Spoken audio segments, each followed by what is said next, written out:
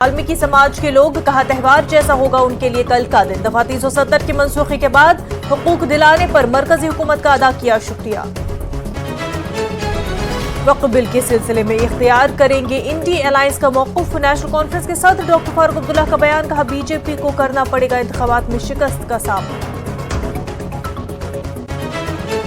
अवाम और इंतजामिया की हर मुमकिन खिदमत करने की रही कोशिश। सुबकदोश हो रहे डीजीपी आर सोयन का बयान, शहीद जवानों को किया खराज अकीदत पेश। गुरुग्राम के 2 तलबा ने की कम उम्री में हुई अंग्रेजी जबान में किताब तहरीर। मुबाहसा मुसब्बिहा और अब्दुल मनान ने अंजाम दिया कारनामा। मुख्तलिफ हलकों से हो रही है काफी सताइश। कौमी साइकिलिस्ट आदिल तेली को पेश की गई तहनीत।